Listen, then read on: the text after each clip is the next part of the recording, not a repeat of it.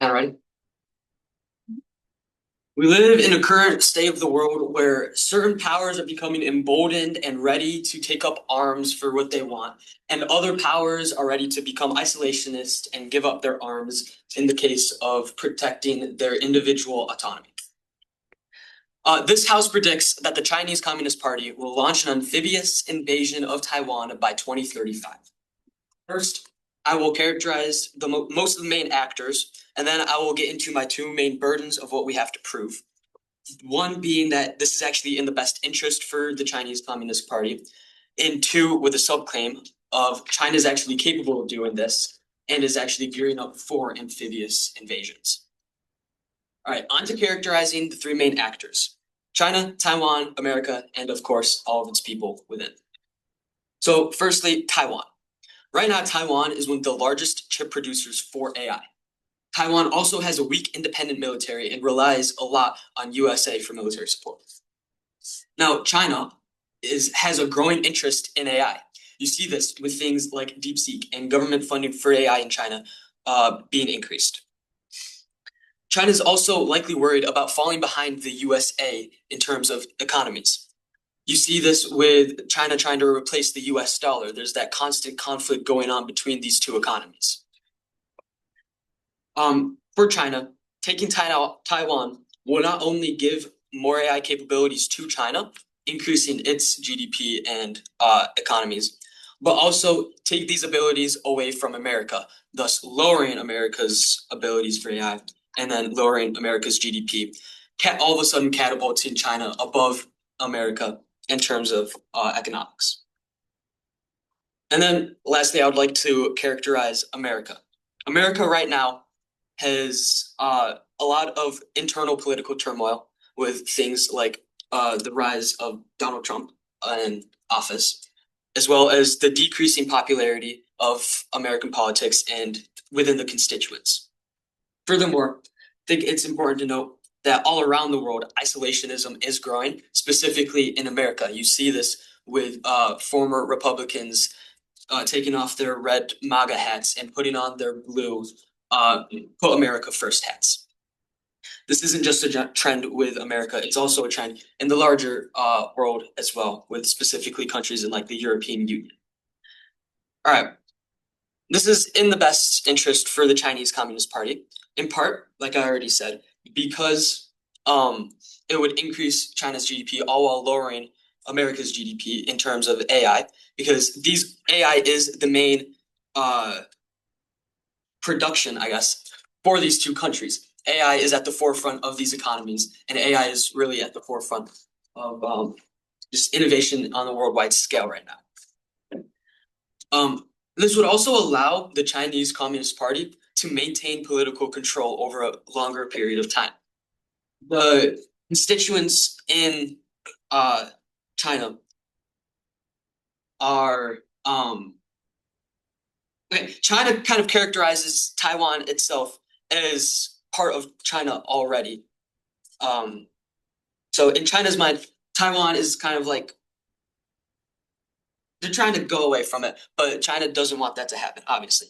So if the current party undergoes a glamorous Taiwan campaign of unifying China once again, there would be obviously lots of propaganda to help this. But the general constituents of the Communist Party would see this as the Chinese Communist Party as great unifiers of China by the average population. All right, on to the second burden of how China is actually capable of doing this and is currently gearing up for amphibious warfare. So I already characterized Taiwan as militarily weak and dependent on the US and just other outside nations. This is due in part because of Taiwan's size and total not right now, and total population. Actually, I'll take that BOI. The only way for China to increase control over Taiwan is in militarily. What do you think are the other alternatives that they have? Yeah, they can do stuff through like political means. However, it will most likely be easier for China to actually combat this using militaristic might, due in part because of what I'm about to explain, and also because these political tactics haven't thus far worked in the past leading up to now. So recharacterizing Taiwan as a weaker militaristic country and also dependent on outside militaries such as the US. However, right now there are many worldwide problems, such as Israel-Palestine, Sudan, and the Russian-Ukraine war. And there's so many different problems to focus on that it's reasonable to assume that China's invasion would likely go under the radar of all of these problems. This is also just multiplied by the fact that media's attention to problems like these have been on the decline. It's the same reason why the majority of Americans aren't aware of things like the genocide currently happening in Sudan. Things like this just are not staying in the public's eye. And therefore, we predict that China will do something like this because they believe that they can get away with it. And it will be the easiest, quickest way to recapture Taiwan and unify all of China for that glory of the Chinese Communist Party. Now, second point on why China is actually capable of doing this. I said before how Taiwan is dependent on outside militaries for their militaristic support and might. However, isolationism, like I said before, is growing around the world. This does two things. It creates ignorance to outside problems and also lowers military power. With countries becoming isolationist, they tend to ignore outside problems. It's kind of the definition of isolationism. China's invasion will likely be ignored by the entire world if it were to happen, especially a couple years down the road, obviously before 2035, but a couple years down the road where these countries have really locked themselves in and close their eyes towards outside problems, really focusing on themselves. You see this with like the American first movements and all of many American constituents just wanting to take soldiers and take funding out of outside wars and outside conflicts. This also lowers military power because military is such an integral part of just world affairs. Like normally funding and stuff like that for foreign affairs happen through things like military support, through things like funding wars and stuff like that. So with more isolationism means that militaries will be decreased. And you see this in like the end of World War or beginning of World War II, where the European powers lowered their militaries and allowed. Thank you. Proud to propose. And that speaker speech. Hello.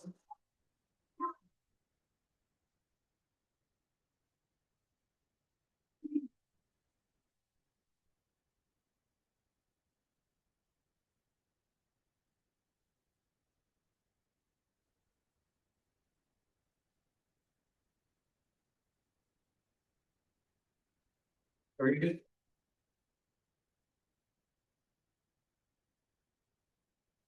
The 00 line in this round is going to be quite simple.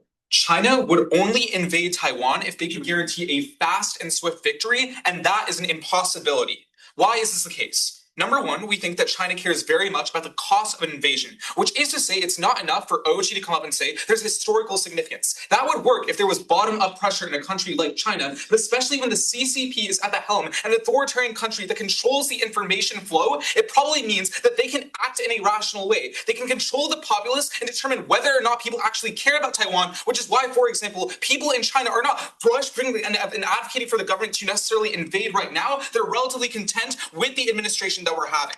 The second reason this is the case is Politburo politics, which is to say the Politburo is relatively risk averse. They care very much about larger goals of hegemony. They care about, for example, the economic concessions that China are getting worldwide, which is why they probably prefer this rather than a large-scale invasion. I'll explain specifically why this is harmful. The second major point, though, is there are other ways to achieve necessarily concessions from Taiwan, and invasion is not the end-all be-all. The first way we achieve this from China is things like negotiations, as they've been doing for the past several decades up until this point. It means, for example, that China can negotiate with Taiwan to get access to their chips, which is why even right now we're seeing that TSMC supplies chips to China, but China doesn't need to full-on mount an invasion.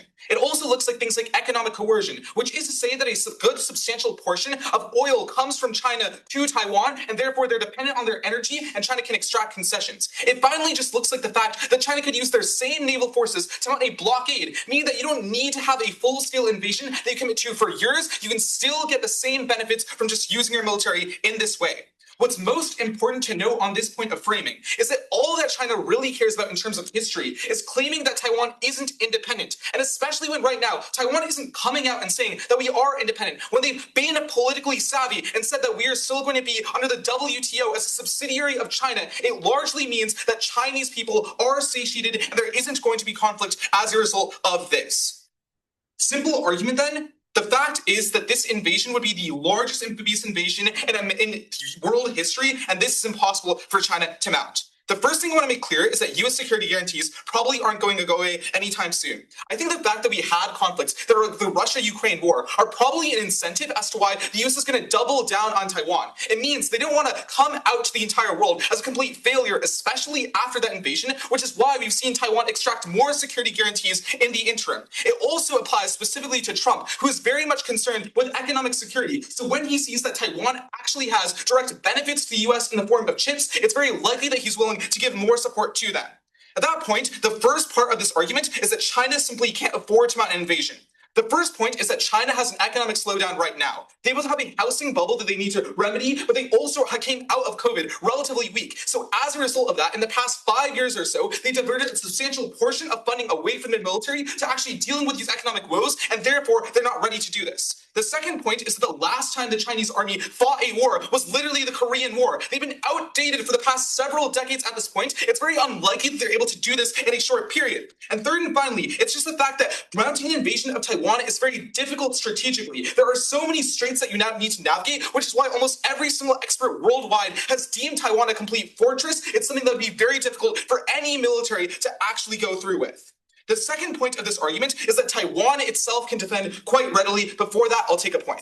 Yeah, this is totally not the case. I actually have friends who have served in the Taiwanese military, and they describe it as like critically underfunded. There's no morale here. There's no confidence Wonderful. in the military. My partner Jonathan is from Taiwan. He's explained specifically how, for example, Taiwan literally upped their military needs from 2 months conscription to 2 years, which probably indicates they're taking a peace through strength approach. And given all the fears, the actual warrant is that obviously the Taiwanese people don't want an invasion, which is why their number one priority for the past several decades has been security. Why then is Taiwan likely able to defend? Number one, we just think since their inception, they had very strategic bases, which is to say that Chiang Kai-shek regarded Taiwan as a military base when China was whole. At that point, it's very likely that they, for example, have geographic benefits, but also they already have built the infrastructure that makes that very difficult. Second, again, they've taken this peace through strength approach, which has meant that they've been signing trade agreements throughout the entire world, and they've been extracting security guarantees, not just from the United States, but the rest of Europe, which largely means they're getting more support right now, and they very much care about the security. And the final point here is just a home court advantage. It doesn't matter if China has more military power, if they have a substantial portion of funding compared to Taiwan. The fact is, invading a country is very difficult and more difficult than defending your own country, which is probably best demonstrated by the fact that the US went into Afghanistan so many times and failed even when we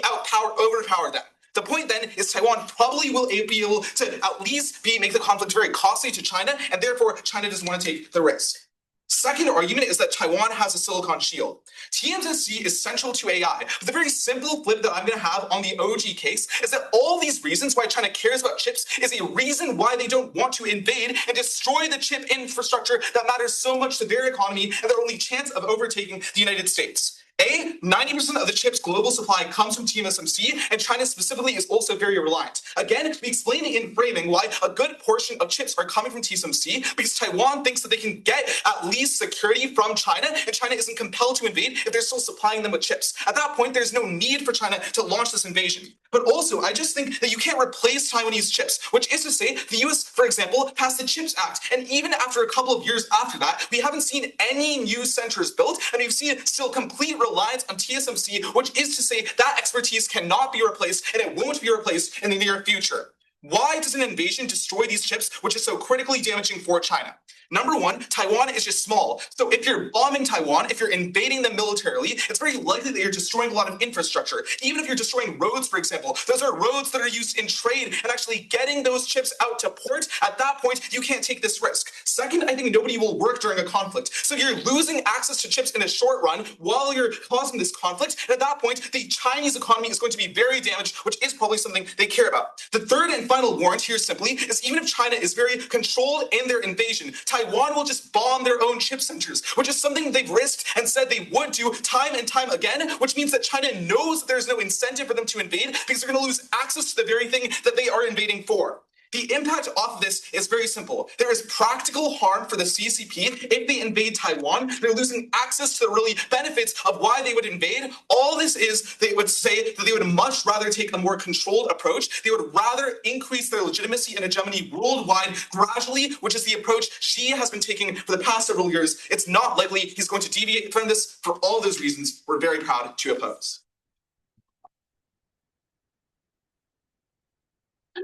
Hi, Mr. Durham. Speech. Okay.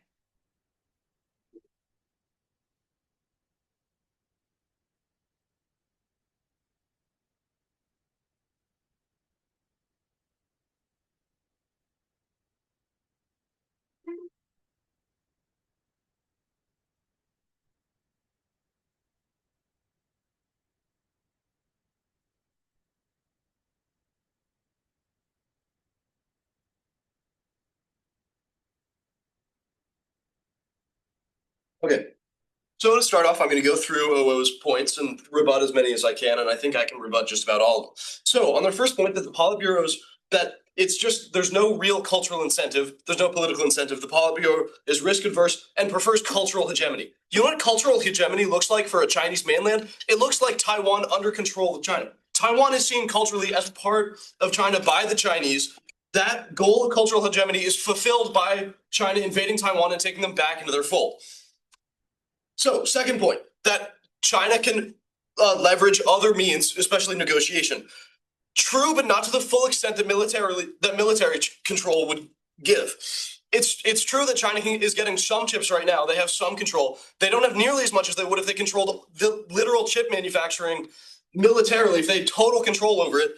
And in fact, we see this in the current status quo because the US, which does have essentially military control over Taiwan, because it's providing all of Taiwanese defense.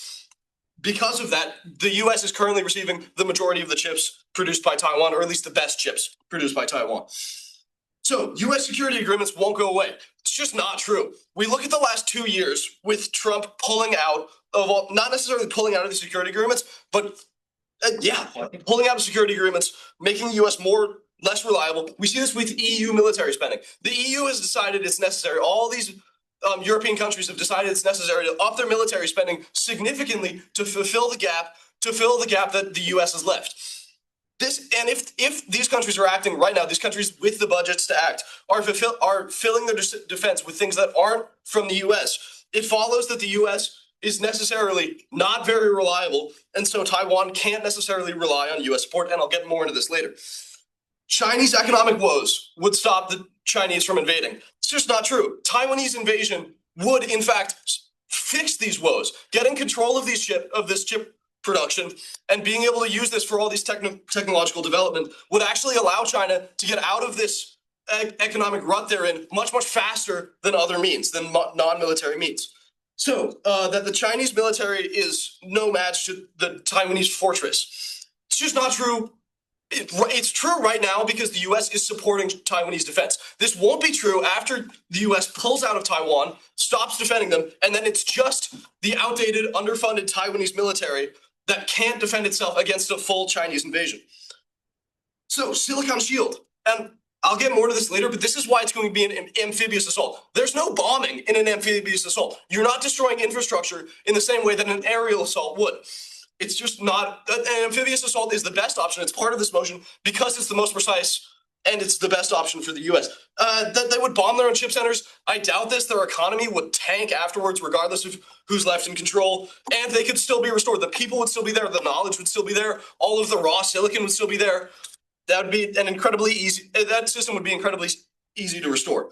So now on to my main 4 points, that technology will incentivize invasion, that amphibious invasion is China's only option, that China is currently preparing this invasion, and that America will fail to defend Taiwan, which is to say that there will be nothing to stop China. So my first point, technology will incentivize invasion. AI and other tech will continue to become more crucial and more profitable, more embedded into life, better, and even more normalized than it is right now. We see this over the past 10 or 15 years. 15 years ago, we were on like the iPhone 2. Nobody had it. It wasn't very good. Now look at where we are. It's insane. In another 10 years, we will be even further. I can't describe where we'll be at in 10 years because it is so much further than we are right now that I don't have any conception of it. This means that chips will become more important, and because Taiwan, again, produces 90% of the world's chips, Taiwan will become an even prettier asset. It will become even more incentivized. China will become even more incentivized to invade Taiwan and take control of these ships.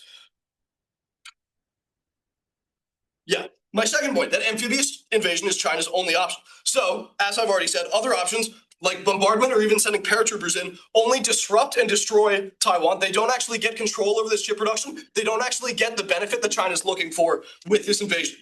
Paratroopers, there wouldn't be enough troops. It just wouldn't happen. Land invasion literally isn't possible. Bombardment, again, would just destroy infrastructure. That's not what China's looking for. China wants control. And again, because China will get troops, we'll get tanks, we'll get all this stuff into Taiwan. They'll be able to take control not only of the chip production, but the government, the economy, all that stuff, and we'll be able to bring Taiwan into their fold as part of their country. So 3, China is currently preparing this invasion. China's military spending may have decreased, but it's still major. I'm not sure about the actual rankings, but I know China's in the top 5 in terms of military spending in the world. And we see this military parades. There's a big ethos around the Chinese military. It's becoming better and better, even if it is still slightly outdated, which again won't be an issue once the US pulls out of Taiwan. On top of this, they've started spreading their international influence with the Belt and Roads Initiative, with all this stuff, and invading Taiwan is just the next logical step in this process. It's just the next way that they'll start to garner international control. So beyond this, China's actually building ships for this invasion. They're building these bridge ships that can't really go in the open ocean. There's no real purpose for them other than to get tanks, troops, and equipment from ships that can't beach themselves in land because they're too big, from these large ships to the actual Taiwanese mainland. They're building these ships that essentially only have this one purpose. They've got a couple different sizes so that they can scale down so that they can bring in all this stuff all at once, and an amphibious invasion is entirely possible with their current equipment load, let alone over the next 10 years as they continue to build it up. And not only are they going to continue to build it up, but they've already spent a lot of money on it. You're right, China's in economic trouble. This makes them more likely to invade, not only because they'll garner that benefit, but because they have the sunk cost of having spent all this money on the military. It's true, right now there isn't a huge amount of upward pressure from the people to the government to invade Taiwan. But if the Chinese people see that they prepare this Taiwanese invasion and then don't do anything after 10 years, they're going to be pissed. There's going to be problems if they've spent all this money and haven't actually gotten anything from it. And that will cause upward pressure, which will make a Taiwanese invasion even more likely. And beyond this, it just demonstrates the Chinese intend to invade right now. Clearly, if they're preparing to invade, they're going to invade. It's going to make them much more likely than if they were doing nothing, and they are doing something. So, on to my 4th point, that America will fail to defend Taiwan, and there will be nothing to stop China from invading Taiwan. With Ukraine, Israel, Palestine, and even USAID, we can see that the American people have gotten sick of their involvement in foreign affairs. Americans are sick of spending money, their sons' lives, everything. Proud to support. Speech.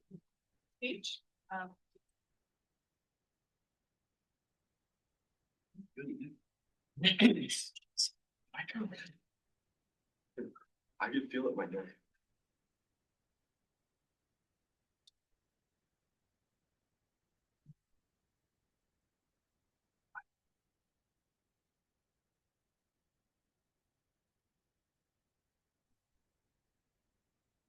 Everyone good?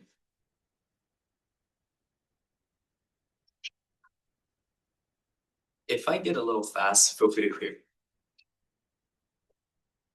First, let's talk about the characterization of the CCP. The first thing you need to know is that the CCP is a rational actor. They say a lot of things that the CCP has always historically antagonized Taiwan, but that's empirically untrue. Whatever the CCP does overtly is always different from what they do covertly. For example, from 1991 all the way to 2003, we saw a ton of secret negotiations happen within the top leadership level. Even during the Third Straits crisis, when China literally launched 3 to 4 different missiles to 50 kilometers north of Taiwanese region, there was still direct hotline negotiations between leadership to ensure that there was not going to be any type of escalation. 3 reasons why this is true. 1, culture and historical experience of China has dictated that a lot of its leaders are pragmatic because they understand the harms of culture and the domestic pressure. A great example of this is Deng Xiaoping. Even though he has to succeed right after the communist rally and flags of, for example, communism, he still was able to change the direction of the country and push more towards pragmatism. The second is that the nature of the authoritarian state of the CCP indicates that they're never restrained from domestic sentiments, which is why even if a great population within China currently wants to recover Taiwan, or there's a lot of pressure coming from the lower level within the Politburo, there's always ways for them to push back against this, and they don't have to act in according to these ties. But finally, it's just that the system within the Politburo is incredibly meritocratic. The Machiavellian and political nature of the Politburo often indicates that the most capable leaders are those that are voted in. For example, Hua Guofeng and Yang Shangkun both being replaced are often indicators that a lot of times these leadership transitions happen very often. This is a really important claim because 1, I think it will preempt any arguments as to why local and domestic sentiment is the guiding factor that pressures the CCP towards taking aggressive action, but also there's a lot of arguments that they make. For example, they'll be pissed at the sunk cost of how much money they devoted into defensive spending. That often means that they're just not going to be clouded by this and they will act rationally. Then, if they're rational, what do they actually care about? They care about legitimacy because it's a prerequisite towards their power and them making any decisions at all. There's 2 big things that affects it. The first and most obvious one is just domestic welfare because 1, it influences China's place within international politics. Think about the century of like great humiliation within China. Obviously, the most important cause is to ensure that China is within a secure place in international politics. Only with good domestic welfare are they able to A, expand their economic welfare, but second, wield greater power, i.e. establishing more ties with allies, creating greater security alliances, establishing economic blocs. But second is that it's also directly tied towards domestic contentment. For example, even though the CCP is authoritarian, we know in extreme cases there's still possibility of dissent. For example, in zero COVID policy, we saw actual rallies rise up around China. We will argue and we will prove that Taiwan, an invasion of Taiwan, will lead to consequences that leads to even greater dissent and greater momentum towards dissent against the CCP. The first is just that, like, why they care about domestic contentment is because A, they can get more regional cooperation. Even if they don't care about the people uprising, there's often, dissent within internal of the Politburo that they want to ensure the lower level representatives and governors are still content within this. And second, there's more greater legitimacy from the top leader towards all the other individuals who want the seat of the leader and will threaten their legitimacy. The second red line, which I think is the actual Gulf case, is that Taiwan is going to declare de jure independence. There's 5 reasons why Taiwan isn't going to do so. 1, it's constitutionally impossible given that Taiwan is still guided and identified legally as the Republic of China, which is the constitution that Chiang Kai-shek and Sun Yat-sen ratified. Second is that people don't want to fight. Even though the Democratic Progressive Party, the pro-independence party, won in 2024 elections, they only won because of vote splitting amongst the conservative populations, which is why only 40% of the population actually voted for them, and the rest of the 60% do not want to fight and therefore will not support this. Thirdly is that other countries will not recognize even if Taiwan does declare de jure independence. And fourth is that China has launched information campaigns in order to lessen the antagonism culturally within the bottom level of Taiwanese and Chinese citizens. For example, Taiwan's most famous personalities have been doing tons of trips and content about just making the Chinese scene more amiable. And finally, it's just that a lot of Taiwanese elites actually do business inside China, and therefore within the top level, these people who lobby the government are going to convince the government against declaring de jure independence. This also clearly teases out what the counterfactual on our side is. Taiwan remains in the status quo of de facto independence, which is a very careful Goldilocks zone where it does not step over the CCP's red line of declaring de jure independence, because China doesn't actually care about whether Taiwan right now is under the government or not. They only care about whether Taiwan directly tells the global community that they're a direct separatist like state and they declare their own independence, and that's the only road that China invades. With that, the second question is that war is going to threaten legitimacy, which is the framework that the first question set up.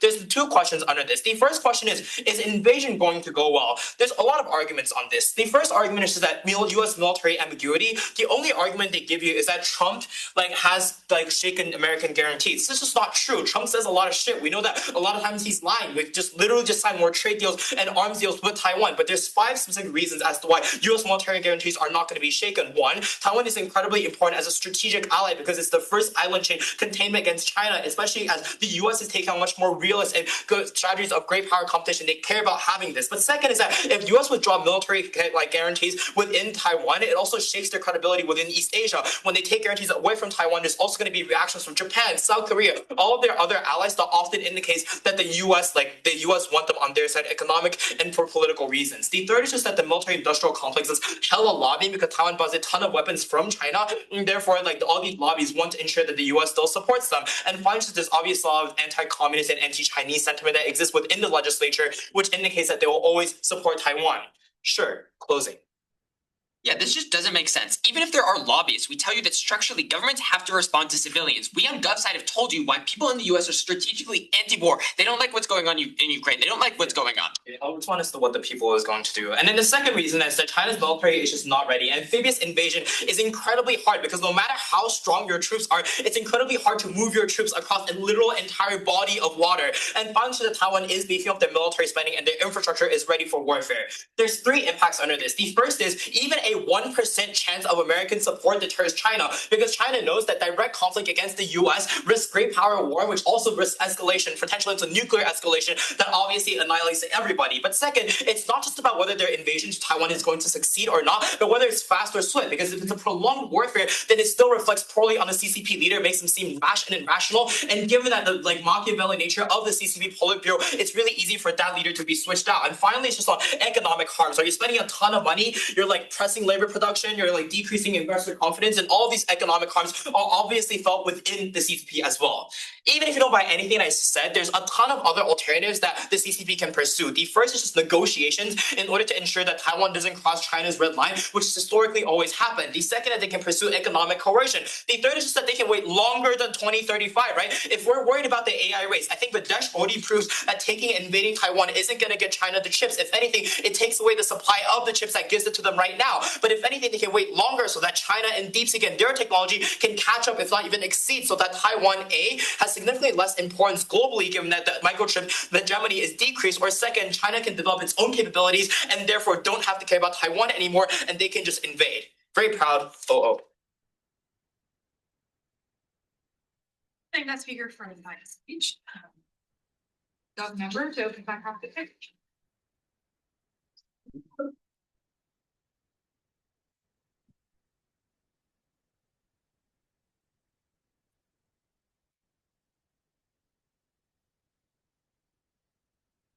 Non-verbal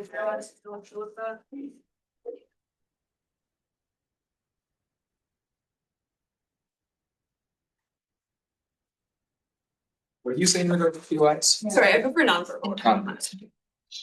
It's like a bunch.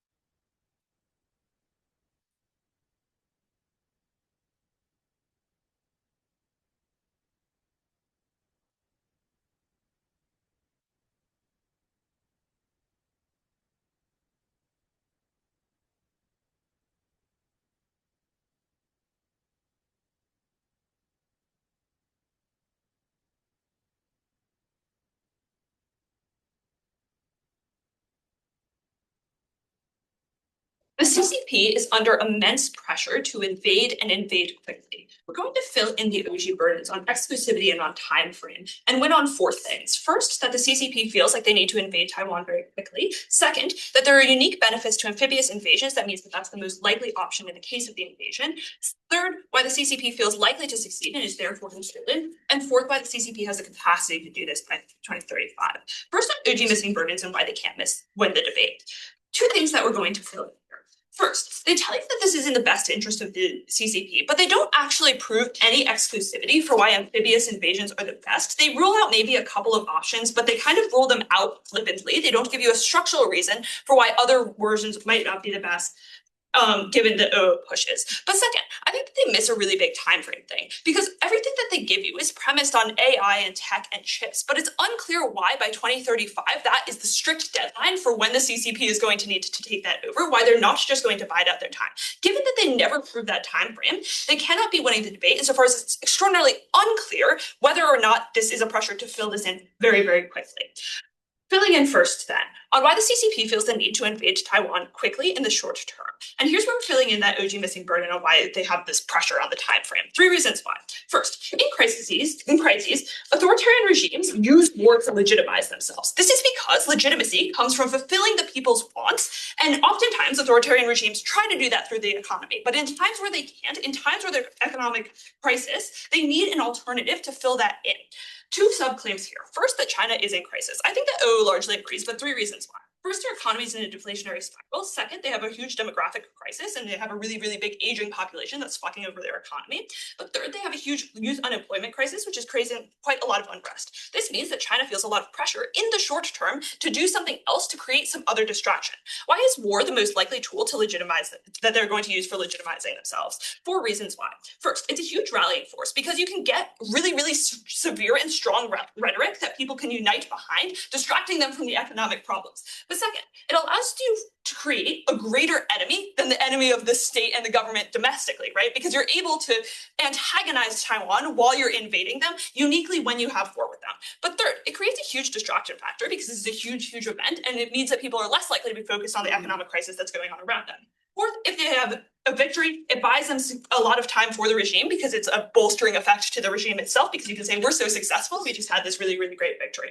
Ultimately means that war is the most likely tool that they're going to use, given that they are in crisis. Note that this is a tipping point because the CCP needs to have like a legitimizing factor to be in power, which means it's the most important thing for them. It's the most proximate thing to them, and it creates a huge time frame pressure for them overall. Second reason why they feel the need to do this very quickly. Crucially, in the past 5 years, Taiwan politics have shifted to be significantly pro-complete independence. This is for a couple of reasons. First, I think that Chinese antagonism from military pressure has created a significant amount of resentment. Second, over the last few years, I think there's been huge inertia to be anti-China, and so there's still pushing in that direction. And third, I think like they say that the Constitution prevents it, but I think constitutions are amendable, right?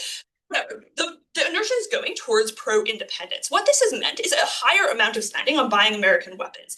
And now this is what what OO says is like really good because now they can protect themselves. But the problem is that those weapons have had a delay in shipments. This is because the US has been highly reluctant to send significant amounts of weapons insofar as they've been spending so many on the Ukraine war. This has meant that there's been a huge delay, creating a key window for the CCP to invade. That is to say that the CCP is likely to perceive this as a now or never situation because Taiwan is increasing their spending in weapons, but they haven't received a significant amount of those weapons yet. So this is a key point to invade. Even if OO is right and the CCP is rational, then I think invasion is the most rational conclusion for them to come to, insofar as they need a legitimizing factor and they want to stop Taiwan from accruing a significant number of weapons.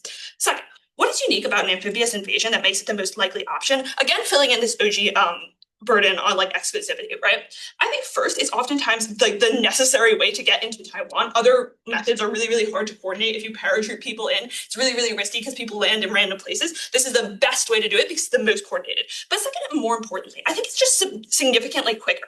That is to say that if the OO comparative is that they're going to like blockade them or something, it's really, really hard because it takes a really long time. Crucially, this is really fast because a lot of Taiwan's really important infrastructure is on their coast, making an amphibious invasion likely to be able to take out a significant amount of that infrastructure, increasing the time frame of the war, right?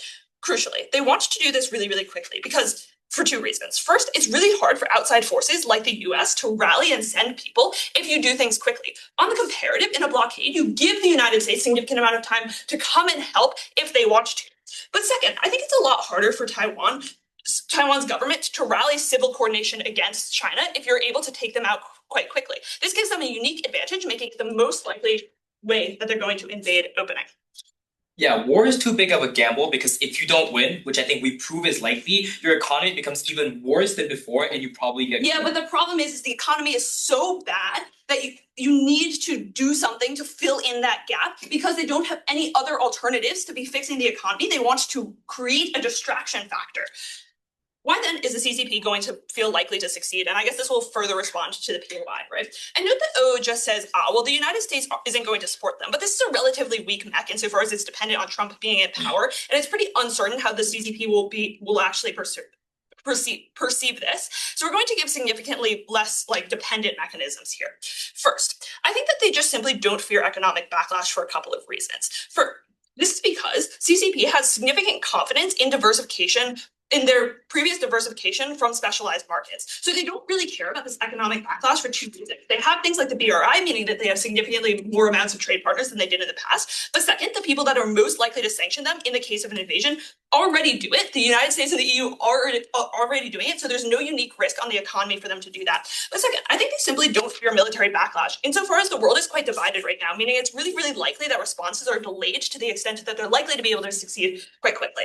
Final thing, why does the CCP actually have the capacity to invade? I think firstly, proximity means that this is geographically quite easy invasion for them. But second, I think that they've been recently making massive strides in military technology, right? So they've just created huge amounts of troop transports, like watercrafts, which is specifically what you need for an amphibious invasion. These huge, massive strides in technology have meant that they have increased confidence that they have the capacity to do this. But third, they have a huge military budget. Oh, it just asserts that they can't afford this, but they have one of the biggest military budgets in the world. Insofar as war is about comparative advantage, they have the capacity to do this. Very, very proud to propose.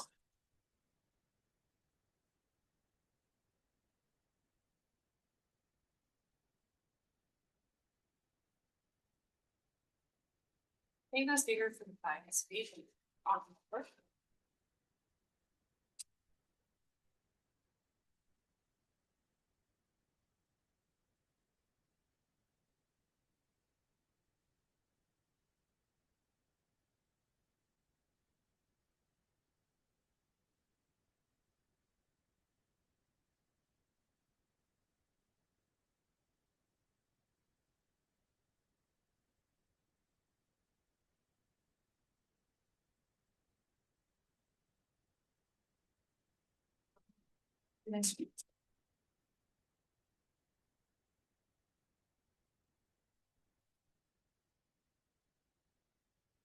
Opening half in this debate has been in a deadlock over the incentives of China and their capacity to actually be able to invade.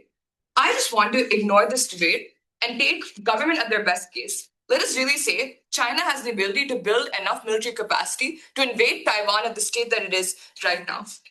What happens then as China prepares to invade?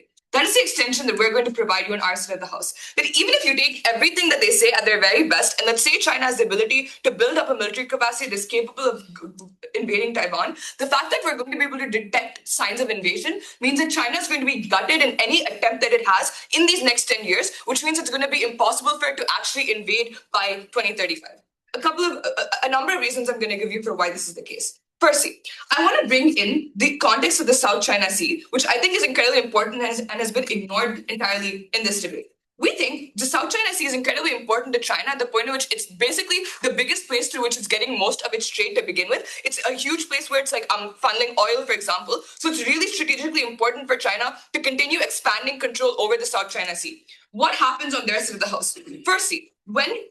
Firstly, because of the fact that this is an amphibious invasion, the way that China is going to have to build capacity is through the sea in the first place. That means the first thing that countries in South China Sea do on their side of the house is that they build their own militaries within the area to begin with. This matters, it's the biggest trade region for that. And we think that it is very likely the US and EU are likely to fund countries in the South China Sea to help them build up their own seafront militarization at the point at which there's huge amounts of anti-China sentiment. We've seen after the Russian invasion that a lot of these domestic publics have a lot of demand for these countries to actually help other countries from invasion in the first place. And also notice crucially, the US wants access to the AI chips that are in Taiwan, and also they want more influence over the South China Sea because it's strategically useful for them as well. So what this is likely to look like on their side of the house is helping these countries in South China Sea build defense and run military exercises against what China does in the South China Sea. So that means that other countries within the South China Sea will have the incentive to fight back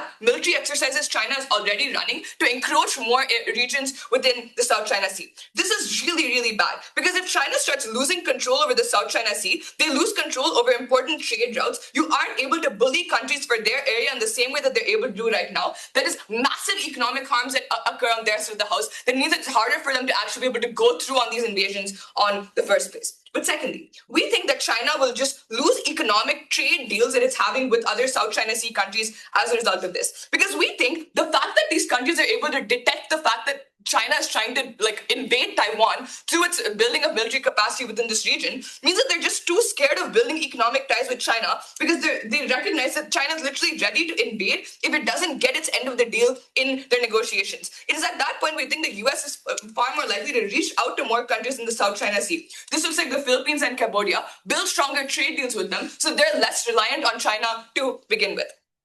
to begin with. That's another way in which China loses economic control over this region, which is incredibly important to it because like geographically the closest, it's the best way in which you can like build industries in other countries and gain benefit from them and trade to begin with. The third thing is that the US is likely to sanction China heavily and gut it economically. We already see that the US is open to sanctioning China through things like the CHIPS Act and not allowing companies to sell their chips to China. The fact that they're able to detect the idea that China is going to invade Taiwan is an even more insane thing, and that means what they're likely to do is impose harsher trade embargoes and actually block other countries from trading with China in the first place. So overall, sanctions plus overcutting China getting overrun, like overcut within the South China Sea, means that they have far less control over trade routes. Also means that they have far less. They're like economically gutted from every possible way, and this is horrific because their economy is already struggling, and you risk losing your closest bloc on their side of the house. So even if right now China has the capacity to invade in Taiwan, over these next few years, they're going to be completely using it on their side of the house. The fourth thing here is that I think on their side of the house, it is far more likely that Taiwan gets official status and actually is able to get into international organizations and get international recognition within these 10 years. The reason why Taiwan is okay with not having like full status as a country right now is because they don't see a real existential threat from China. They completely unchanged that on their side of the house when you're able to see China actually build military capacity to invade them on their side. What does this look like? We think it is very likely that Taiwan is going to be added to the NATO on their side of the house at the point in which there's a literal threat to their like sovereignty and their security on their side.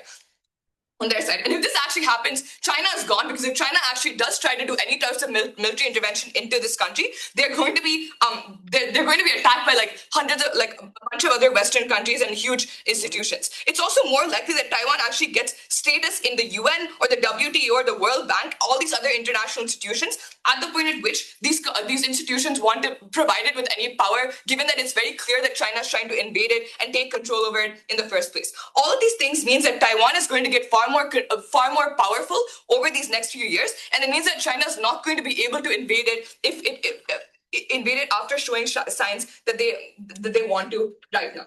Why does this matter? I want to weigh this over the content that the other teams have provided, because OG and OO fight about whether China has the capacity and incentive. We are taking them at their very best case, which is right now maybe China does have the ability to invade. Maybe Taiwan is weak enough right now. We're saying that over the next 10 years, it is going to become progressively more impossible to actually do this and actually do this successfully, at the point in which they're going to face huge amounts of economic and military consequences. Before I move on, I'll take a prayer from OG.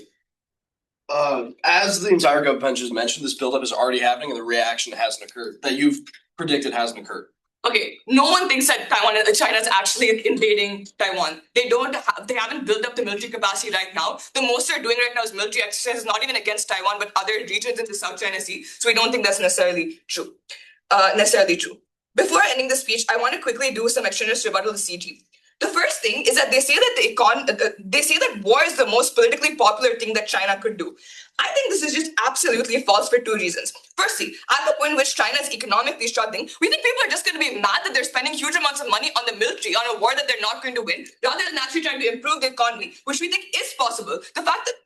Which is possible. You can innovate more in AI and do things like fulfill like debt that you have as a country. But we also think that as more globalization occurs, as more immigration occurs, the Chinese population is like able to escape censorship to some extent and have more exposure to progressive ideals. So we think uniquely encroaching on Taiwan is something that's likely to be very unpopular amongst huge sets of the population. But on the idea that this is a now or never situation and that Taiwan is going to get more weapons henceforth, our extension proves why this actually fast tracks that and Taiwan gets more support on their side of the house if they're able to detect that China may invade. For all these reasons, incredibly proud to oppose.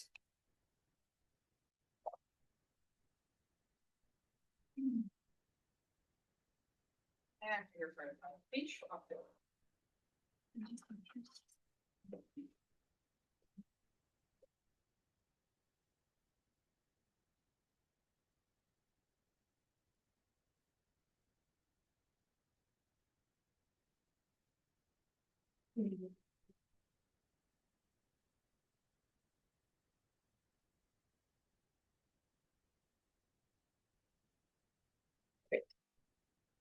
Everyone ready? I'll start my speech in 3, 2, 1. First, I'm going to go over the 3 contributions coming from closing government before comparing us to the rest of the rounds. This is our first contribution. Faith explains to you why in the short term, the CCP feels the need to actually invade. I'm going to quickly go over this and explain why this is the case. The main reason though, and something that I want to rebuild on, is because the traditional form of legitimacy for the CCP, their economic success, is not working in the status quo. Note that as Faith explained, they're experiencing serious deflation, but also things like a demographic crisis. What's really important about some of these is that it's structurally impossible for them to solve this demographic crisis in the short term. What this means then is that the CCP feels like they're always going to be pressured by these economic problems because it's literally impossible to solve this demographic crisis. Therefore, there is a desire to look for pieces of legitimacy outside of the economic sphere because they believe it is unlikely that they can change the economy around very quickly. Real quick, CEO response to this is that people are just going to be mad about the costs of war, so this isn't going to change anything. But Faith uniquely tells you how when you go to war, the governments are able to do things like engage and rally around the flag effects and encourage patriotism. We think that these are sufficient tools that allow them to either coerce civilians into supporting this, but also get large-scale supports from a lot of patriotic people. Because I think all teams in this debate acknowledge that one of the key desires not right now of the Chinese people is reunification. They feel like Taiwan has been lost to them, been taken away for decades. This is a very, very strong motivator for them. Second reason on why the invasion must happen now, real quickly, is that Taiwan lacks key weapons. I'm not going to expand on this, but the CEO response is just generally, but they're going to join NATO. I'll deal with this later, but I think it's just unlikely that Taiwan is able to join NATO due to the fact that one, why haven't they for the past 30 years? But also NATO is incredibly overstretched. They're barely able to maintain this war in Europe. There's already strife over how they're dealing with war in Europe. Yet CO wants you to buy. They'll then make this massive pivot to Asia. Don't buy this. Okay. Second pieces of contributions on why is this amphibious invasion unique? This wasn't really pushed back against. I'm not going to spend too much time on this. Pretty much it's quicker, so we avoid any of the long-term costs of blockades OO wants you to push. So they're more likely to feel like they succeed. Okay, final piece of rebuilding on our final point of why the CCP will succeed or why they think it's likely to succeed. I think that Faith has already done a sufficient job to explain why they're unlikely to fear any economic backlash. And they've done sufficient things to the Belt and Road Initiative to already preempt any kind of sanctions coming from the West. This takes out some of CEO's points. But secondly, I think that they just have this general perception of success. So what OO tells you is they're meritocratic, sure, but meritocratic people still have the kind of myths, and they still have this kind of understandings of what they want to do.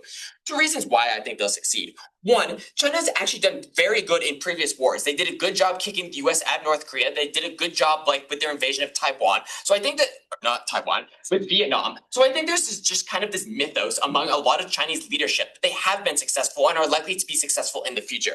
But secondly, I think that there's just this theory that they want to avenge the century of humiliation, i.e. that they ought to take this because it is their final piece of reunifying themselves after literally being screwed over by Europeans for hundreds of years. No, this is a core doctrine of the CCP, so we think it gives reasonable motivation for them to want to do this, even among the top. Okay, I'm going to quickly talk about CEO before I go into the rest of the teams. First, going kind of point by point, they tell you that China is going to lose economic trade deals with the South China countries, so therefore they won't do it. This is self-mitigatory. Note earlier in the case, they told you that these South Asian countries already had problems with China because they've been encroaching on the South China Sea. So how is it the case? They already have serious problems with them, but they also have these super good trade deals. I think that this point self-mitigates itself. Second CEO point is the US is going to sanction China. We've already responded to this, but real quick, one, we're already engaging with a trade war. It's unclear the delta here. But two, no, this is going to cause economic harms to the US as well. Trade sanctions go both ways. The US is going to lose out on Chinese goods. What is the difference here? We think that the US government is likely to blink first because the average US person probably doesn't care about Taiwan. We think that the average Chinese person is probably much more willing to stick out these sanctions because they care about Taiwan much more. So we think even if sanctions do happen, it's reasonable that they'll be likely to be short term because the US government and Western governments won't be able to keep them up in face of public backlash. Okay, final CEO point is that Taiwan would already get is going to get added to NATO. I think I've already largely dealt with this. I've told you why NATO doesn't have the capacity to like expand here. But secondly, I think it's just on incentives. Like the US probably doesn't want to like majorly antagonize like China in the status quo. That's why they haven't been like adding Taiwan to NATO, and that's why they maintain strategic ambiguity about Taiwan. There is no express US defense commitments to Taiwan. Panel, this is really important to note. Okay, I'll take a PI from top. Yeah, patriotism is fine until half of the young men in your neighborhood is dead, the factory you work for laid you off, and factions within CCP leadership are pointing fingers at each other trying to place blame. Yeah, the problem is this is a calculus thing. We've told you why we think that they're likely to believe they're likely to be successful, so they're not going to see a lot of like these major economic problems. Okay, let's talk about OO real quick. OO comes with a couple other points of like there's other ways to achieve this. I think Vade has done sufficient explanation to explain like why blockades are unlikely to be successful. So I don't think these alternatives exist in the OO world. Okay, what are the other OO pushes? They tell you that China can't afford an invasion. 2 reasons why. 1, foreign countries are likely to help in their world. But I think that we've done sufficient explanation to explain why, even if there's lobbyists, even if there's like these political pressure, the fact is that most Western countries have to listen to their people. And within the last couple of decades, we've seen a massive anti-war push. That's why there's so many people in the US who are like even against any intervention in Ukraine. There's so many people in the US who don't even know like about Taiwan. It's very unclear why they would ever support this kind of extreme support measure. I think what this then does is it means that Taiwan likely is not going to have any serious like help from these foreign powers. Second OO point here is that like Taiwan is just going to be able to defend, and like some of this stuff we already took out. We already explained to you why a lot of the weapon shipments that they talk about aren't already there, so they don't have a lot of these weapons. But 2, this is just a game of like scale. Sure, Taiwan may have some arms, but no, China is the 3rd largest economy in the world. They have some of the most developed like fighter jets and stuff. I think that it's very sufficient that it is likely to believe that they can succeed because of their massive magnitude of difference of spending. Okay. Last thing I want to talk about on OO is this Taiwanese silicon shield point. I think it's just generally asserted that China doesn't have like any chips or stuff, or any advanced chips. 2 structural reasons why I think they do have advanced chips in the world, so therefore this case falls short. 1, I think there's just been this massive incentive to outcompete. Chips have been a key like strategic material for decades, especially for AI and computers, so there's been massive incentives to invest. But secondly, on capacity, we think that China has some of the most developed like research facilities in the world. It's probably likely they have the capacity to come up with these advanced chips. I don't think that this case has any doubt on the ground. Thank you.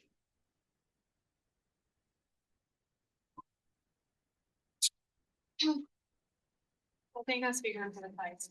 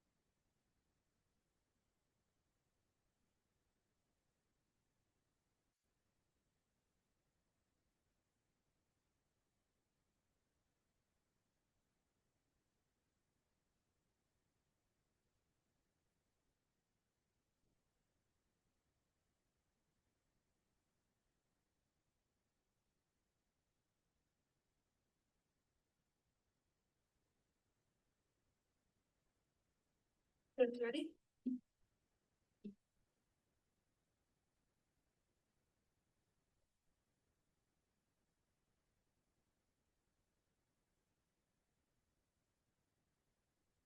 What I want to make really clear in my speech is that our team uniquely takes all of government at their best. Maybe China will follow through on invading. Maybe they initially have the incentives to do this and they have every reason to want to do so. But we tell you uniquely that in the process, they will 100% fail. We have given you an outline of reasons for this in our first speech, which I'll be emphasizing on in my speech today. 3 clashes I want to talk about and 3 main issues, right? Firstly, on what other countries' responses are likely to be. Secondly, what this does to China's incentive and feasibility in terms of the economic side of things. And secondly, on incentive and feasibility on the military and political side of things in terms of political will. 2 things one thing I want to deal with on the top of my speech regarding CG's argument about like political will and using war as a distraction for the people. I think this doesn't make sense for a lot of reasons, right? Because they say China's in crisis, which means they feel a pressure to invade to distract their people. Just know how unintuitive this is, and this is for good reason, right? When they tell you they want to distract people, and you will have like attention replaced by propaganda and a lot of patriotism. It assumes people are in support within China of a Taiwanese invasion. Not everyone in mainland China is like unaware of what's going on. Not everyone in mainland China is a raging patriot, right? This is just not what's happening. A lot of people in China, especially the youth, are becoming a lot more progressive. But we tell you that it's far more likely for people to be very angry because you're already in multiple states of crisis, as they have emphasized to you, and still you are spending a lot of effort and manpower into pouring your efforts and money into a war. We think that people are most likely to be very angry about this, and also I think they're going to be aware about this, regardless of how much propaganda that China wants to put out. I'll take one of you later. But like when they talk about resentment against Taiwan and having to increase spending, and that this is the best time to invade, I also just think this doesn't make a lot of sense because this assumes that they don't get help, which I'll deal with also later, right? But what have we heard from this debate as a whole on the first clash of other countries' responses and what they'll do? Let's talk first about OG, right? They tell you that other countries are like other countries know that China is getting ready to invade Taiwan because they have things like BRI and economic initiatives to spread their influence around the world, and thus Taiwan is the next logical step, which is just with the sole purpose of war because they've already spent money and there's a sunk cost issue. And look, we just have to prove that they don't want to invade pre-2035 or that they can invade successfully because of outside intervention, which we have proved to you because of multiple reasons, right? Because they have a lot of stakes and a lot of trade routes. They get messed up because of the fact that other countries can probably preempt if they do want to invade Taiwan, that they're going to do this and they want to intervene because this will mess up the global economy and also a lot of the relations that they have internationally, right?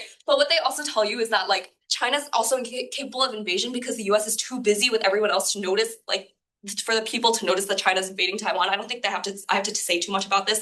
It's obvious that the public will know this is kind of ridiculous. The average person in the US is not that ignorant, and thus there's still some degree of political will. But even if there's not political will, US incentives, as we told you, are largely independent of public opinion because they want to spread their influence, spread as a democracy, and also they want to defend their own economy. And we tell you that they're very reliant on this and their own political influence. Before I move on, yes. Which one? Sorry, opening. Okay, if China's best way to actually improve and only way to actually improve their economy is through the use of AI and electronics, which are very reliant on these AI chips and stuff, how are they going to do that if they don't have enough resources too? We told you that China has a lot of deals with Taiwan in terms of chips, and they're getting increasing economic returns from this. At the point at which they decide to invade the country, which they are reliant on for a lot of their economic returns, which the global economy is reliant on for creating AI and technology, this is the point at which they face a lot of threats to their own welfare, right? And this is what we've told you, along both sides of the opposition bench. But very briefly, lastly, on this first clash, right? They tell you, in response to what we say about Taiwan getting more international support and being recognized, Taiwan still lacks key weapons for CG. Why haven't they already joined international organizations, and why haven't they yet? We told you that this is largely because there's been no immediate existential threat, and thus there's no very pressing reason for them to be able to be accepted to these organizations, right? A China invasion is not imminent, and therefore at the moment, and therefore it's not worth it. But considering the knock-on effects of a potential of Taiwan invasion by China, for example, the damage of infrastructure, even if it's not China's intention, because it's simply the outcome of conflict. Often, roads get blocked. Often, buildings get damaged because of the amount of conflict that you have here, because of the protests that you're likely going to get in Taiwan as a result of wanting to retaliate against China. You have delay and massive shortages, for example, in chip production, which every team agrees is crucial and just creates a lot of net harm, which we think that a lot of countries would want to avoid, and which is why they're likely to get much more support on this front. Second clash then, on China's incentive and feasibility then, considering everything that we've told you already about this, about the fact that we have that and we consider uniquely the South China Sea, that other countries are going to probably like build and fund militaries within the region, such as the US and the EU, and there's already a lot of anti-China sentiment, which means that the China can't encroach more in the South China Sea and they're unable to exert control, right? But what have we said on this, like, sorry, still in the first class, on like why we told you that the South China Sea is very relevant here. We told you that there are many benefits to trading with China. It's geographically close and it's easy to operate supply chains, right? The issue on their side is that any benefit China can offer is overweighed by the little threat of invasion and losing sovereignty, and this is why all the benefits on their side are able to fall. On the second clash then, on China incentive and feasibility on the economic side of things, and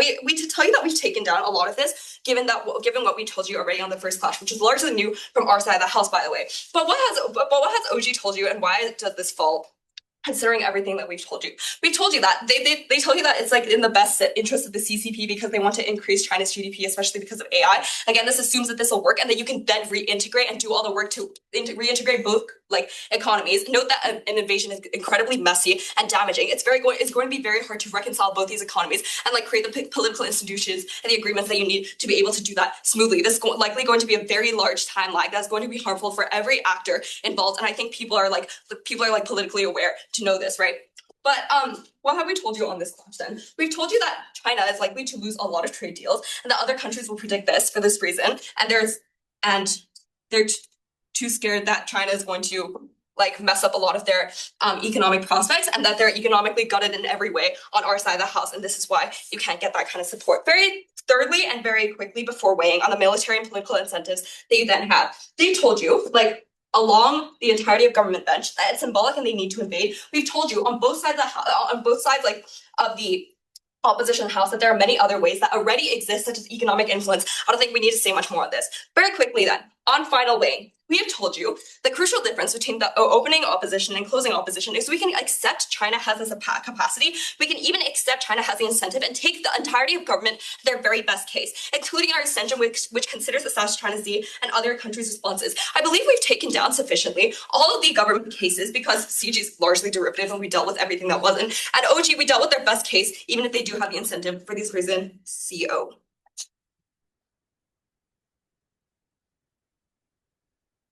I thank everyone for that. Okay. Cross floor, shake hands, please come outside for 10 to 15 minutes. Back. Thank you. What?